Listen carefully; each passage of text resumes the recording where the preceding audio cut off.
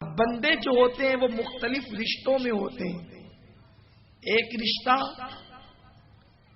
انسانیت کا رشتہ، ایک انسان کا دوسرے انسان پر حق ہے.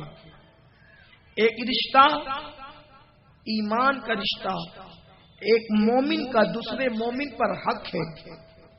ایک رشتہ خون کا رشتہ، ایک رشتہ دار کا دوسرے رشتہ دار پر حق ہے. ایک رشتہ دودھ کا رشتہ، ایک رشتہ دار کا دوسرے رشتہ دار پر حق ہے. ایک رشتہ میاں بیوی کا رشتہ، شوہر کا بیوی پر حق ہے، بیوی کا شوہر پر حق ہے. ایک رشتہ ماں باپ اور اولاد کا رشتہ، ماں باپ کے اولاد پر حق ہے، اولاد کے ماں باپ پر حق ہے. اسی طریقے سے یہ رشتے آگے بڑھتے چلے جاتے ہیں تو حقوق العباد کی تکمیل ہوتی ہے. ایک رشتہ جو تمام رشتوں میں سب سے افضل و اعلیٰ ہے، نبی اور امتی کا رشتہ. امتی کے اوپر نبی کا حق ہے، اللہ کے حبیب صلی اللہ علیہ وسلم کا حق بھی حقوق العباد میں آتا ہے. آئیے میں حقوق العباد کی قدر تفصیل پیش کرنے سے پہلے چند احادیث حقوق العباد کے حوالے سے عرض کروں.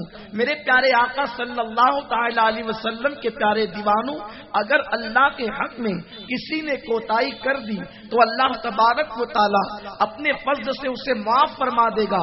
اور اگر کسی نے بندے کے حق میں کوتاہی کی، یعنی کسی بندے کی حق تلفی کی، کسی بندے کا حق ادا نہ کیا، تو اللہ تبارک و تعالی اس بندے کو اس وقت تک معاف نہیں کرے گا جب تک کہ وہ بندہ خود معاف نہ کرے.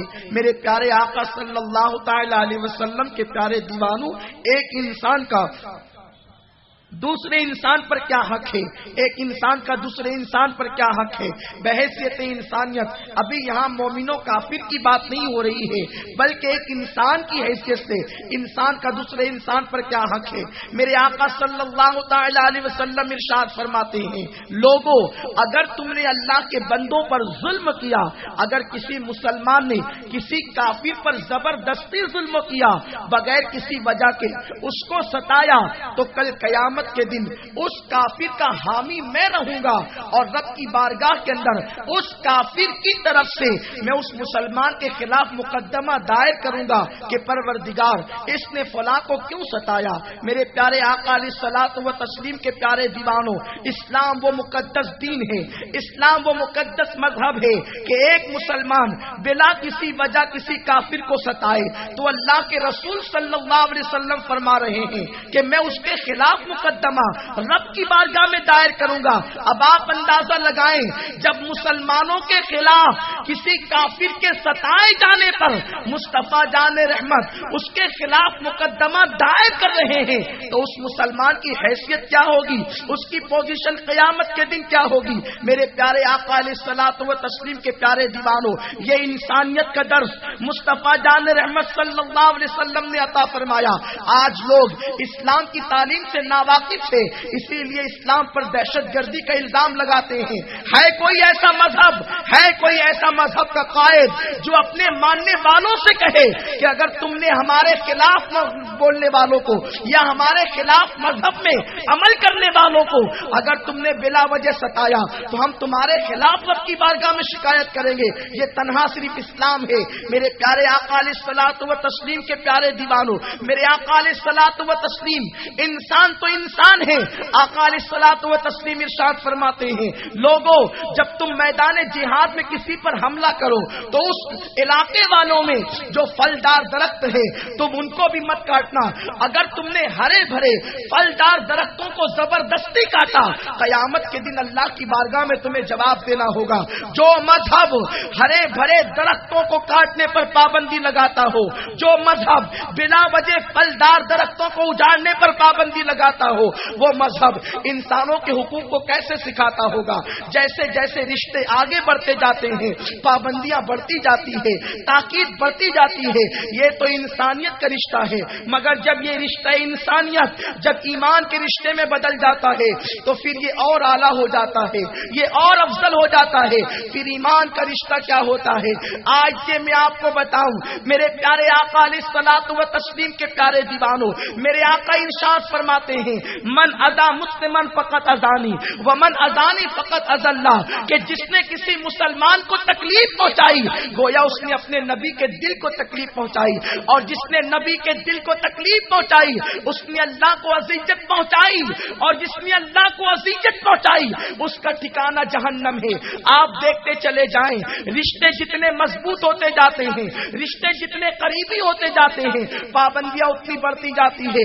اسی لیے تو اعلیٰ حضرت امام اہل سنت محدث بریلوی فتاوی رضویہ شریف میں ارشاد فرماتے ہیں کہ لوگوں تم کسی سنی مسلمان کو بے وقوف مت کہا کرو، سنی مسلمان کو بے وقوف کہنا بھی حرام ہے. کسی نے عرض کیا اے امام اہل سنت یہ لفظ بے وقوف تو ایک چھوٹی سی بات ہے، لیکن آپ چھوٹی سی بات پر اتنا بڑا حکم لگاتے ہیں کہ آپ بے وقوف کہنے کو حرام کہتے ہیں. ارشاد فرماتے ہیں اگر تم کسی سنی کو بے وقوف کہو گے تو اس کا دل دکھے گا، اور نبی کے عاشق کا دل دکھانا نبی کا دل دکھانے کے برابر ہے. تو تم نبی کے عاشق کا دل دکھا کر اپنے نبی کا دل دکھاؤ گے، اور جس نے نبی کا دل دکھایا وہ حرام ہے، اس کا ٹھکانہ جہنم ہے. یہ ایمان کا رشتہ. پھر جب یہ ایمان کا رشتہ خون کے رشتے میں بدلتا ہے پابندی اور بڑھ جاتی ہے. دودھ کے رشتے میں بدلتا ہے پابندی اور بڑھ جاتی ہے. آپ نے دیکھا ہوگا دودھ کے رشتے اور خون کے رشتے کو آج پامال کیا جا رہا ہے. ایک بھائی صرف دولت کی بنیاد پر اپنے دوسرے بھائی کا خون کرتا نظر آتا ہے. ایک بھائی اپنے دوسرے بھائی کو باپ کی وراثت سے محروم کرتا نظر آتا ہے. کبھی بہن پر ظلم ڈھاتا ہے، کبھی بہن کو گھر کے باہر نکالتا ہے. آؤ میں آپ کو بتاؤں میرے پیارے آقا علیہ الصلوۃ و تسلیم کے پیارے دیوانوں خون کے رشتوں کی اہمیت کیا ہے. میرے آقا صلی اللہ علیہ وسلم ارشاد فرماتے ہیں جس نے اپنے خونی اور دودھ کے رشتہ داروں کو دیکھ کر بھویں چڑھائی، مفہوم حدیث ہے اللہ تبارک و تعالی نہ اس کا فرض قبول فرمائے گا نہ نفل قبول فرمائے گا. یہ بھائیوں کے رشتے اور بہنوں کے رشتے کی بات ہو رہی ہے. صرف بھویں چڑھانے پر یعنی ناراضگی کا اظہار کرنے پر. اور میرے آقا علیہ الصلوۃ و تسلیم ارشاد فرماتے ہیں کل قیامت کے دن ایک بندہ حاضر ہوگا، اس کے پاس پہاڑ جیسی نیکیاں ہوگی، مگر اللہ تبارک و تعالی اس پر نگاہ رحمت نہیں کرے گا. اس سے پوچھا جائے گا، وہ عرض کرے گا میرے پاس پہاڑ جیسی نیکیاں، ہر سال حج میرے نام اعمال میں، رمضان شریف کے عمرے میرے نام اعمال میں، صدقے اور خیرات میرے نام اعمال میں، مگر آج مجھ پر رحمت کی نگاہ نہیں کی جاتی. ارشاد فرمائے گا میرا پروردگار کہ میں رشتے کو جوڑنے کو پسند کرتا تھا اور تو رشتے کے توڑنے کو پسند کرتا تھا. نیکیاں تو نے کی، رشتوں کو کاٹ کر کیا، اس لیے آج تیری کوئی نیکی میری بارگاہ میں قبول نہیں ہوئی. یہ بھائیوں کا رشتہ اور اسی پر بہنوں کا رشتہ. اسی پر مزید اور کچھ عرض نہ کرتے ہوئے میں آگے بڑھوں، ایک حدیث اور عرض کروں. میرے آقا علیہ الصلوۃ و تسلیم سے زکوٰۃ کے حوالے سے پوچھا گیا، نیکی اور صدقے کے حوالے سے پوچھا گیا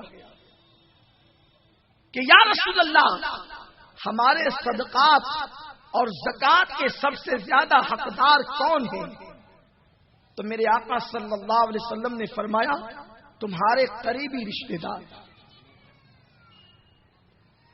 اگر آپ زکوٰۃ اور صدقہ کسی دوسرے غریب کو دو گے تو ایک نیکی ملے گی، اور اگر اپنے بھائی کو یا اپنی غریب بہن کو دو گے تو اللہ تمہیں دوہری نیکی عطا فرمائے گا. ایک تو صدقہ اور زکات دینے کی نیکی اور ایک تو ان کے ساتھ صلہ رحمی کرنے کی نیکی. میرے آقا علیہ الصلوۃ والتسلیم فرماتے ہیں جو صلہ رحمی کرے یعنی اپنے رشتہ داروں کے حق ادا کرے، ان پہ خرچ کرے، اللہ اسے ایسی جگہ سے روزی عطا کرتا ہے جہاں پر اس کا گمان بھی نہیں جاتا.